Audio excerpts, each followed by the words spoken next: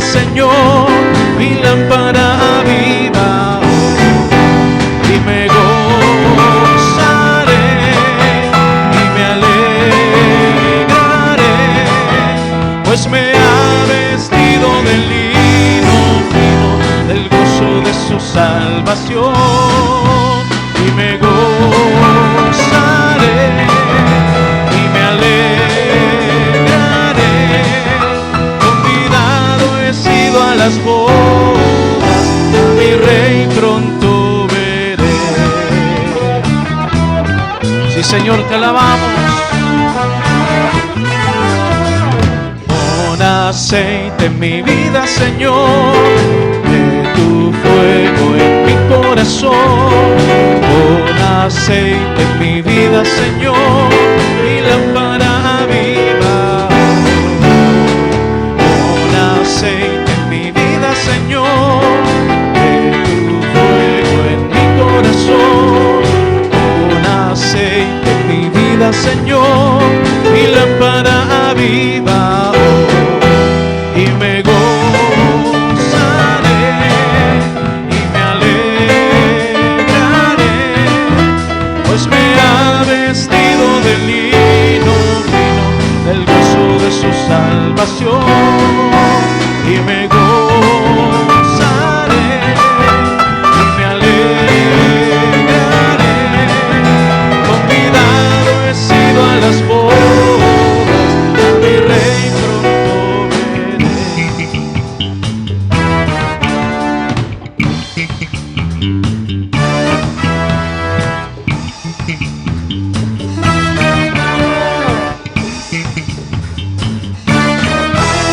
Me gozaré y me alegraré, pues me ha vestido de lino fino, del gozo de su salvación, y me gozaré y me alegraré, convidado he sido a las bodas, a mi rey pronto veré.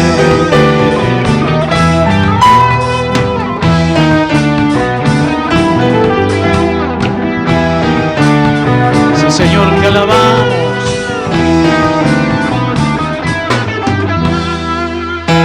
Santo es tu nombre. ¿Cuántos le alaban en esta noche? ¿Cuántos están contentos en la presencia de Dios?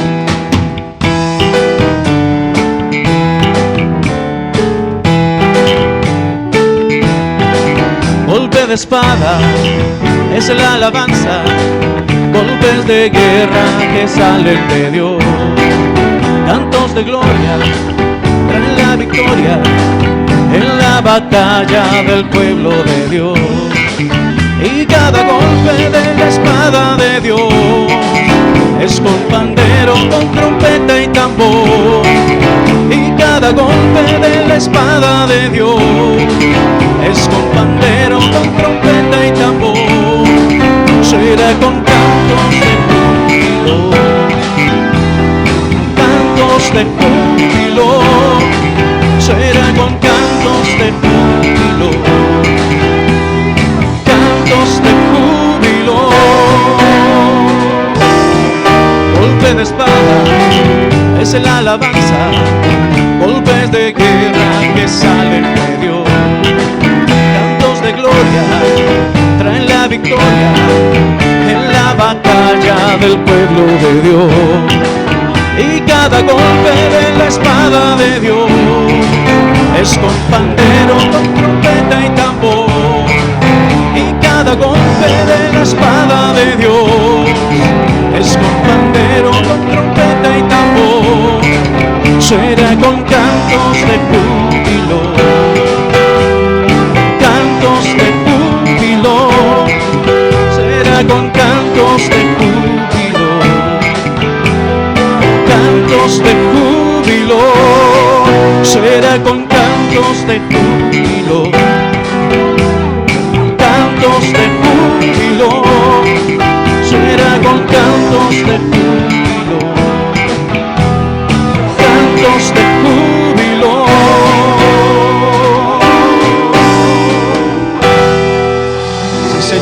ese aplauso a aquel que vive.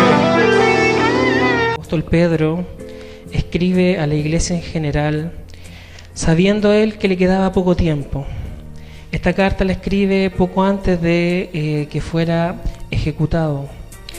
Y Pedro estaba preocupado por el desarrollo espiritual de la iglesia. Anteriormente les había escrito por los desafíos que ocurren en el mundo, por lo que iban a enfrentar. Pero ahora estaba preocupado por los desafíos internos que iba a tener cada uno de los creyentes. Y él quería sentar bases firmes para cada uno de ellos, cosa de que cuando él ya no estuviera, no viniera algún falso maestro a traer una palabra errónea y a engañar a los creyentes. Y en este pasaje podemos ver que el apóstol Pedro comienza diciéndonos que nosotros somos salvos gracias al Señor Jesucristo. Y él comienza diciéndonos que Él nos ha dado todo lo que necesitamos. Si leemos el versículo 3 dice: como todas las cosas que pertenecen a la vida y a la piedad nos han sido dadas por su divino poder. En esto entendemos que Dios ya nos ha entregado todo lo que necesitamos. El Señor no nos ha entregado las cosas a medias, no nos ha entregado una porción de la salvación. Él nos entregó todo. Él ya nos redimió, Él ya nos salvó, y ahora nosotros tenemos que hacer la parte que nos corresponde a nosotros. Y no porque haciéndola nosotros la vayamos a ganar la salvación, sino porque ya ganamos la salvación es que nosotros obramos. En Efesios 2, 8, 11 dice: porque por gracia sois salvos por medio de la fe, y esto no de vosotros, pues es don de Dios, no por obras para que nadie se gloríe, porque somos hechura suya, creados en Cristo Jesús para buenas obras, las cuales Dios preparó de antemano para que anduviésemos en ellas. El Señor, desde antes de que nosotros naciéramos, Él ya preparó el camino que Él espera que nosotros sigamos. Él espera que nosotros sigamos este camino por el amor que Él nos tuvo, porque nosotros tenemos que demostrar amor a Dios también. Así como Él nos amó primero, nosotros le devolvemos amándole a Él, obedeciendo sus mandamientos, siguiendo las buenas obras que Él preparó para nosotros. El Señor espera que nosotros actuemos como actuó su Hijo Jesucristo cuando estuvo en esta tierra.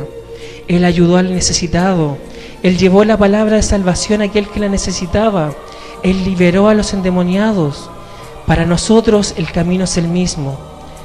Pablo decía: sed imitadores de mí como yo soy imitador de Cristo. Ese es el desafío que tenemos en este día. Si bien esta iglesia lleva 46 años, no se puede quedar ahí. El próximo año, cuando celebremos un nuevo aniversario y hagamos una retrospectiva, la iglesia tiene que haber avanzado. No puede estar en el mismo lugar donde estaba este año, así como este año no está en el mismo lugar donde estaba el año pasado. Cada día nosotros tenemos que ir avanzando, paso a paso, peldaño a peldaño, porque eso es lo que Dios espera de nosotros. Como dice acá, por medio de las cuales nos ha dado preciosas y grandísimas promesas, para que por ellas llegaseis a ser participantes de la naturaleza divina, habiendo huido de la corrupción que hay en el mundo a causa de la concupiscencia. El Señor ya nos entregó todas las herramientas que nosotros necesitamos para enfrentar al mundo, para luchar con la maldad que está en el mundo. Nosotros podemos ver cómo en el mundo cada día la maldad va creciendo, cada día hay más delincuencia, cada día hay más asesinatos, cada día hay más guerras, y eso solo indica que la venida del Señor está cerca. No podemos ser como esas vírgenes que no tenían aceite en sus lámparas, sino que tenemos que ser como aquellas vírgenes prudentes que cada día llenaban sus lámparas a la espera de que llegara el esposo, porque no sabían cuándo iba a llegar, pero estaban preparadas para recibirle. De la misma manera nosotros no podemos quedarnos tranquilos, no podemos quedarnos sentados esperando la venida del Señor. El Señor nos manda a ir allá afuera y traer las almas. Nos manda a ir a buscar los que están encadenados y liberarlos, porque a nosotros se nos ha dado ese poder. A nosotros Dios nos ha dado promesas que tenemos que cumplirlas, que tenemos que llevarlo a aquellos que la necesitan. Su palabra dice, si 2 o 3 se pusieran de acuerdo por una cosa, será hecha. Si vemos que alguien tiene una necesidad, yo voy con mi hermano, me pongo de acuerdo y oramos por ella, sabiendo que el Señor es poderoso para cumplir su palabra. Su palabra dice, llamarán a los ancianos, pondrán la mano sobre los enfermos y ellos sanarán. Entonces tenemos que reclamar las promesas que el Señor nos ha dado. Esas promesas están ahí, pero depende de nosotros activarlas. No podemos quedarnos y esperar que el Señor haga todo. Él tiene poder para hacerlo, pero Él espera que nosotros cumplamos con el papel que se nos ha encomendado. Su palabra dice que si nosotros no predicamos su palabra, Él es poderoso para levantar piedras para que la prediquen. Pero Él espera que nosotros la prediquemos. Los ángeles están ansiosos de compartir el mensaje, pero a ellos no se les ha dado. Se nos dio a nosotros la labor de llevar el mensaje del Señor a los demás. Es labor de nosotros cada día buscar más del Señor. En 1 Corintios 10:13 nos dice el Señor, no ha sobrevenido ninguna tentación que no sea humana, pero fiel es Dios que no os dejará ser tentado más de lo que podéis resistir. Muchas veces quizás nosotros pensamos, Señor, ¿por qué tengo que soportar esto? ¿Por qué estoy pasando por esta carga? Yo veo a los de allá afuera que no sufren esto y yo tengo que sufrirlo. Pero eso no es una carga que nosotros no podamos llevar. Acá el apóstol Pablo le decía a los corintios que Dios no deja que nadie sea tentado más de lo que puede resistir. Y eso es porque el Señor fortalece nuestra vida, porque Él es quien nos da lo que necesitamos para salir adelante en los momentos difíciles. El Señor nos dice en 2 Corintios 1:20, porque todas las promesas de Dios son en Él sí, y en el amén, por medio de nosotros para la gloria de Dios. Ahí el apóstol Pablo habla de que todas las promesas son para nosotros por medio del Señor Jesucristo. Como decía su palabra el día de ayer, Dios nos ama, y Él nos ama tanto que nos ha dado promesas. Y Dios no es un Dios mentiroso. Todo lo que Él dijo en su palabra, Él lo va a cumplir, porque Él no puede quedar de mentiroso. Por eso nosotros tenemos que conocer del Señor cada día más, buscar en su palabra, buscar lo que el Señor nos ha dado, esas promesas que Él tiene para nosotros. Muchas veces pasamos por pruebas, pasamos por dificultades y nosotros tenemos la salida, está en la palabra, pero no la conocemos. Y muchas veces quizá una prueba, una dificultad se extiende más de lo que el Señor espera, porque nosotros no activamos las promesas del Señor. Es por eso que cada día tenemos que seguir avanzando, cada día estudiar más de la palabra, cada día buscar más al Señor en oración, cada día ayunarle a Dios, entregarnos como sacrificio perfecto al Señor, porque es lo que Él espera de nosotros. Y entre las promesas perfectas que Dios nos ha dado, sabemos que Él no hace nada incompleto. En Filipenses 1:6, el apóstol Pablo dijo, estando persuadido de esto, que el que comenzó en nosotros la buena obra, la perfeccionará hasta el día de Jesucristo. El Señor está trabajando con cada uno de nosotros. Y lo maravilloso es que tenemos que tener la certeza de que Él culminará esa obra. Si el Señor la empezó, es porque ya tiene todo preparado para terminarla, porque el Señor no deja nada a medias. El Señor hace obras completas en cada uno de sus hijos, pero nosotros tenemos que estar juntos con Él. En Juan 15:5 dice el Señor Jesucristo, yo soy la vid, vosotros los pámpanos. El que en mí permanece y yo en Él, éste lleva muchos frutos, porque separados de mí nada podéis hacer. Nosotros, si no tenemos al Señor Jesucristo, por más que queramos hacer cosas, no van a resultar, porque todo el poder y toda la obra viene de Jesucristo. Él es quien hizo el sacrificio perfecto para que nosotros seamos salvos. Él es quien nos limpió y nos compró a precio de sangre. Y a nosotros solo nos queda quedarnos con Él y hacer las obras que Él espera que hagamos, llevar los frutos que Él espera que llevemos.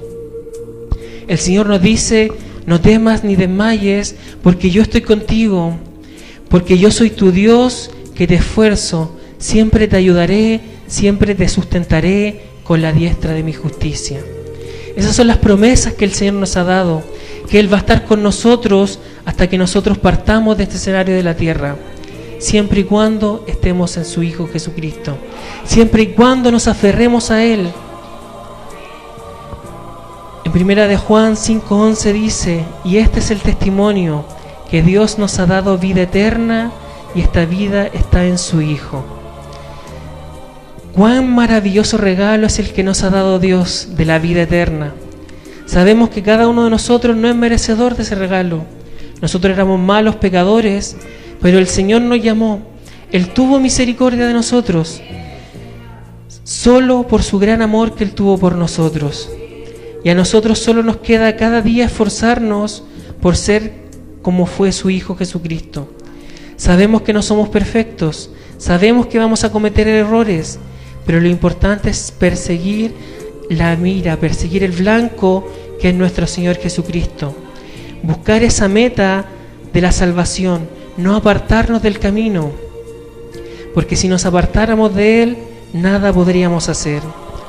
Y en este pasaje que leemos, acá el apóstol Pedro nos da 8 virtudes, 8 atributos que Él busca que nosotros tenemos que perseguir, que ir mejorando. Si bien hay otros, estos nos sirven como ejemplo de lo que debemos hacer.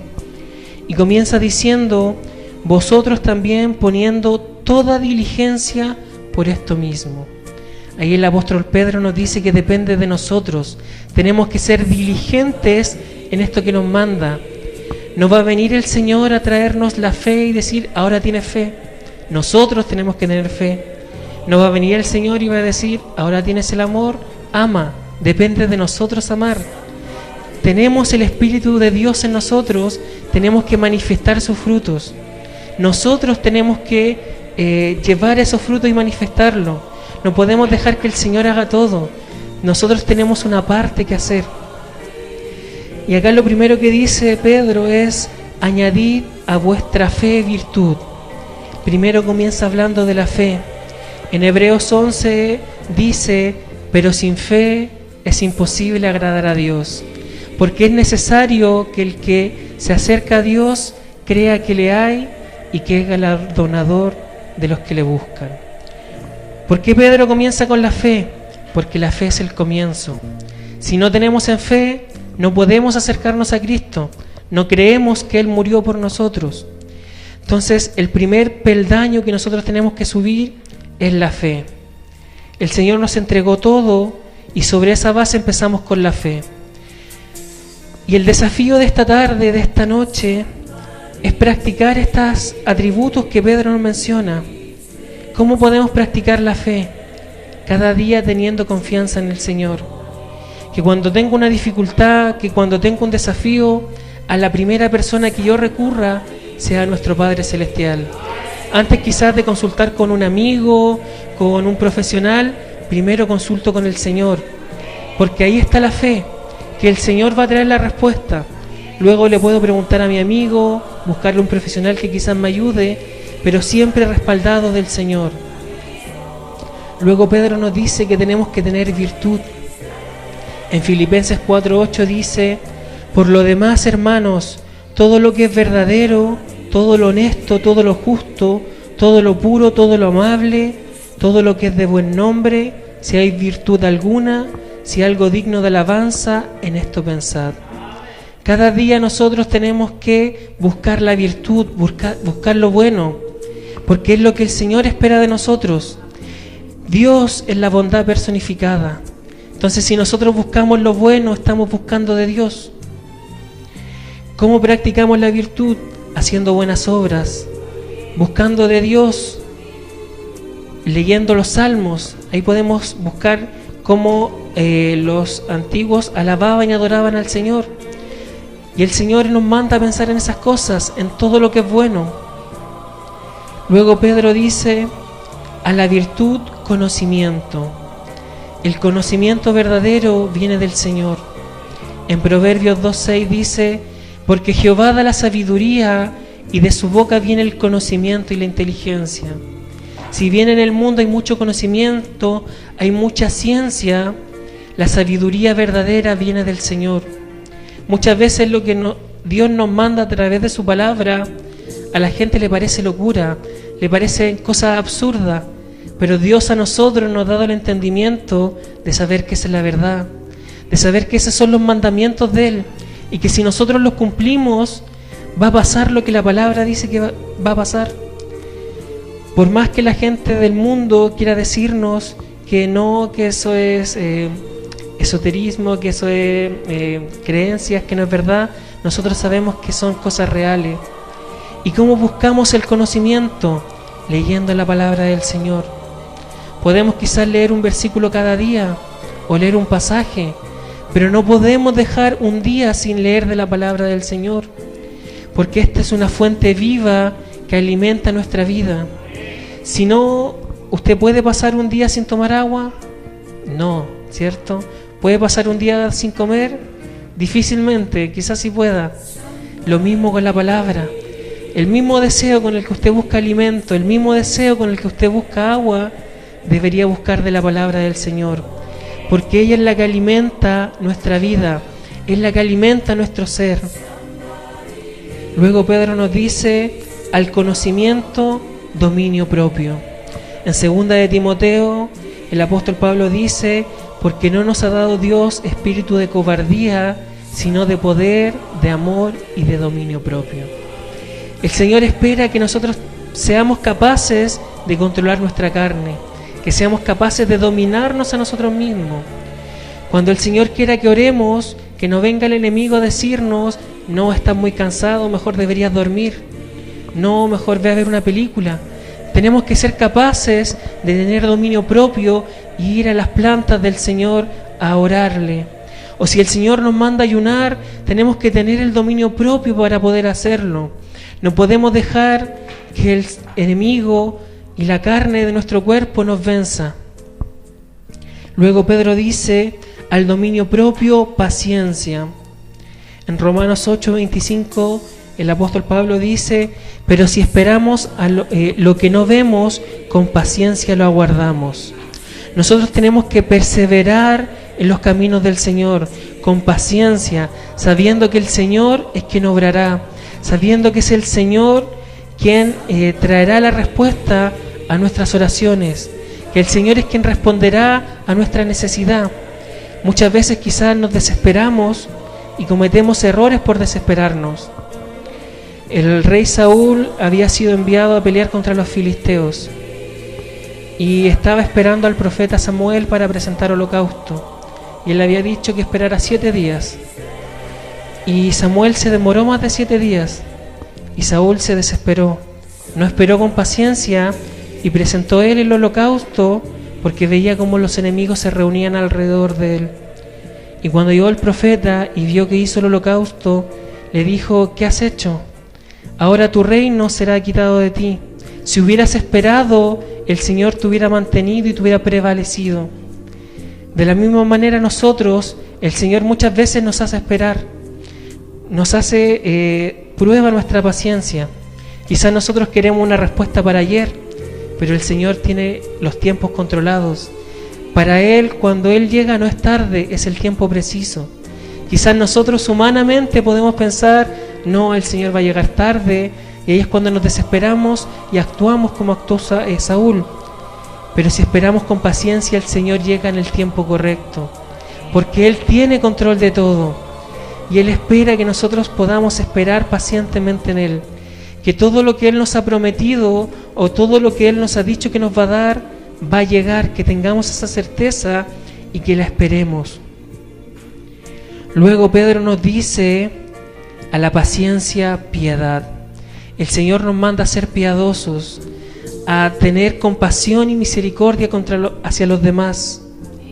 En 1 de Timoteo 4, 7 y 8 dice, desecha las fábulas profanas y de viejas, ejercítate para la piedad, porque el ejercicio corporal para poco es provechoso, pero la piedad para todo aprovecha, pues tiene promesa de esta vida presente y de la venidera. El Señor ha tenido misericordia de nosotros, nosotros tenemos que tener misericordia de los demás. Muchas veces, quizás cuando nos ofenden, nosotros decimos, ojalá que el Señor lo castigue, pero eso no es tener piedad. Nosotros deberíamos decir, ojalá el Señor lo cambie. Si no lo cambia, si Él no quiere cambiar, el Señor va a actuar y va a defendernos. Pero lo mejor sería que Él cambiara. Aunque nos haya ofendido, aunque nos hayan tratado mal, para nosotros nuestro deseo debería ser que Dios lo cambie y que Él sea salvo. Por más que yo quede sin venganza, un alma que se gane vale más que todos los tesoros de esta tierra. Así nosotros tenemos que actuar con piedad, porque nosotros primeramente recibimos piedad del Señor. Nosotros fuimos malos, pero aún así Él nos salvó. Nosotros quizás a veces le fallamos, pero aún así Él tiene misericordia de nosotros. Tenemos el ejemplo de José. Sus hermanos lo vendieron, y cuando murió su padre, los hermanos fueron delante de él teniendo miedo de que ahora que su padre no estaba, su hermano se vengara. Y José dijo, no tengan miedo, yo sé que el Señor los usó para ponerme donde estoy, no les voy a hacer mal alguno. Ese es el corazón que tiene alguien que tiene piedad, que obra piedad a través del Señor, que sabe que aquel que le hace mal es porque el Señor lo permitió y porque es algo para mejor para nosotros, pero Él entrega amor en vez de odio. Entonces, en este aspecto, el Señor nos manda a que nosotros oremos por aquellos que nos tratan mal, que quizás perdonemos a aquellos que nos han ofendido y no nos han pedido perdón. Muchas veces vamos a tener que nosotros perdonar sin que nos vengan a pedir perdón, porque es lo que el Señor nos manda hacer. Su palabra dice, si traes tu ofrenda al altar y te acuerdas que tienes algo con tu hermano, deja la ofrenda ahí, ve y concíliate con tu hermano y luego tráela al altar. No podemos presentarnos delante del Señor teniendo odio hacia otra persona, teniendo rencor. Tenemos que eliminar de nuestra vida todas esas semillas de odio o de maldad que estén ahí, porque es lo que el enemigo usa para hacernos caer. El enemigo nos va a recordar siempre, pero ¿por qué saludas a esta persona si la semana pasada no te saludó? ¿Te acuerdas de lo que te hizo hace 2 años? ¿Cómo lo vas a ayudar? Y así el enemigo empieza a trabajar nuestra mente. Pero el Señor quiere que nosotros seamos seres nuevos, seres renovados. Como dice su palabra, si alguien te pide que lleves su carga 1 milla, llévala 2. Si te abofetean en una mejilla, coloca la otra. Si te piden la capa, da también el resto de la ropa, que no recuerdo qué era. Y así el Señor nos manda a obrar con piedad. Luego el apóstol Pedro dice, a la piedad, afecto fraternal. En Romanos 12:10 dice, amaos los unos a los otros con amor fraternal, en cuanto a honra, prefiriéndonos los unos a los otros. El Señor nos manda a amarnos como hermanos. Nosotros somos una familia en el Señor. Tenemos que tener amor por cada uno de nuestros hermanos. Como dice su palabra, si un miembro se duele, todo el cuerpo se duele. Si nosotros vemos que un hermano tiene dificultades, nosotros tenemos que ayudarlo. Si vemos que alguien está pasando dificultad, tenemos que darle el apoyo que necesita, porque es lo que el Señor nos manda hacer. Somos un solo cuerpo en Cristo. Tenemos que amarnos como tal. No puede haber división dentro de la iglesia, porque el enemigo obra la división. Porque si estamos unidos, el enemigo no puede actuar como a él le gustaría. Pero si hay división, el enemigo empieza a buscar la murmuración, buscar la división, los rencores. Y ahí es cuando la iglesia se fracciona y no puede seguir creciendo. Tenemos que mantenernos unidos en esta carrera sirviendo al Señor, porque de esa manera podremos seguir creciendo cada día en lo que el Señor quiere que hagamos. Y finalmente el apóstol Pedro dice, y al afecto fraternal, amor. Deja el amor para el final, porque como dice su palabra en 1 Corintios 13:13, y ahora permanecen la fe, la esperanza y el amor, pero el mayor de ellos es el amor. Nuestro Señor es amor. Así como Él nos amó primero, nosotros amamos primeramente a Dios y luego a los demás. Muchas veces es difícil amar al que está allá afuera, y muchas veces incluso es difícil amar a los hermanos o a la familia,